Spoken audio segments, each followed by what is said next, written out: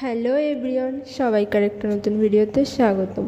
আশা করছি তোমরা সবাই ভালো আছো, সুস্থ আছো, আর আমিও খুব ভালো আছি। তো আজকে কোনো রকম কোনো ব্লগের রিভিউ করব না। আজকে তোমাদের কাছে আমি তুলে ধরবো একটি মেয়ের ঘটনা, একটি মেয়ের কাহিনী, জীবনের কাহিনী বলতে পারো আর কি।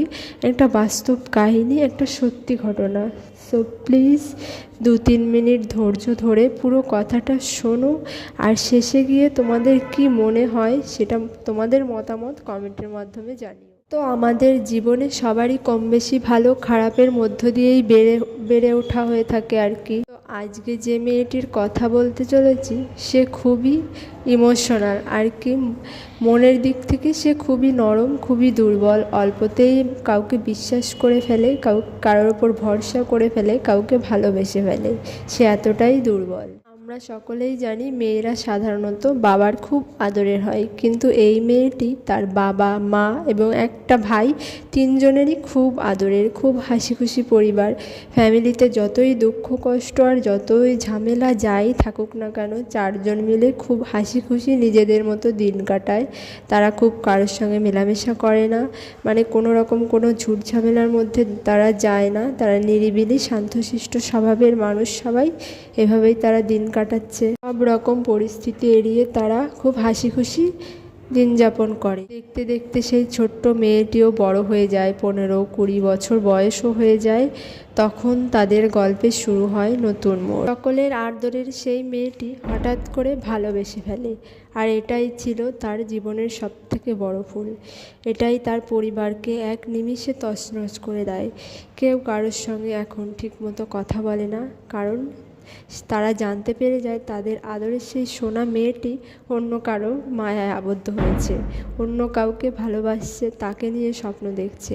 আর এটাই সে সবথেকে বড় ভুল করে ফেলেছে। আর এই কারণেই তাদের পরিবার, হাসি খুশি পরিবারটা এক নিমিষে মন খারাপের মধ্য দিয়ে কাটতে থাকে সকলের। তো সব কিছু সকলের জানাজানি হয়।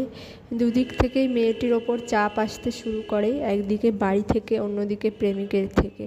সে কোন দিকে যাবে কিছুই সে বুঝতে পারে না। মেয়েটি খুবই একা হয়ে যায়। সে নিজের মনে আত্মগ্লানিতে, দুঃখে কষ্টে নিজের মধ্যে সমস্ত যন্ত্রণা চেপে রেখে সে দিন কাটাতে থাকে। না চাইতেও তাকে অনেক কথা শুনতে হয়, অনেক কিছু সহ্য করতে হয়। তাও তার প্রতিনিয়ত তার প্রতিদিনের কাজগুলো তাকে করে যেতেই হবে, কারণ এটা বাধ্যতামূলক। বাঁচতে গেলে এইটুকু তাকে করতেই হবে, অন্য কোনো উপায়ও তার কাছে থাকে না। মেয়েটি নিজেও জানে যে ভালোবাসাটা কোনো অন্যায় বা অপরাধ নয়, কিন্তু সে যেটা করেছে নিজের অজান্তে হয়ে গেছে। আসলে আর তোমরাই বলো, ভালোবাসার জিনিসটা কি অত ভেবেচিন্তে কখনো কারো হয়েছে? হয়ে গেছে। এখন এমন একটা মানুষকে সে ভালোবেসেছে যাকে মেনে নেওয়া পরিবার, আত্মীয় স্বজন বা সমাজের পক্ষেই সহজ নয়, কারোর পক্ষে মেনে নেওয়া সেটা সম্ভব নয়। এমন একটা ছেলেকে সে ভালোবেসেছে। এখন সে কি করবে? ভালো তো বেসে ফেলেছে, তাকে কি ছেড়ে দেবে, নাকি পরিবারের কথা মেনে তাকে ভুলে যাবে? কি করবে এখন সে? তোমরাই বলো, তোমরা যদি তার জায়গায় থাকতে তোমরা কি করতে? তো এইভাবেই তার দিন কাটছে। সে কি করবে কিছুই বুঝে উঠতে পারছে না। সে তার প্রতিদিনের কাজ করে যাচ্ছে, আর এখনও আশায় রয়েছে যে শেষ পর্যন্ত হয়তো সব ঠিক হবে। সেই সমস্ত ঝড় ঝাপটা, সমস্ত যুদ্ধ লড়াই করে সে জিততে পারবে, এই ভরসায়, এই আশায় সে এই আশায় সে তার দিন কাটাচ্ছে। তো ফ্রেন্ডস, আমি হয়তো অতটা গুছিয়ে তোমাদেরকে বলতে পারিনি, তাও চেষ্টা করেছি নিজের মতো করে বলার।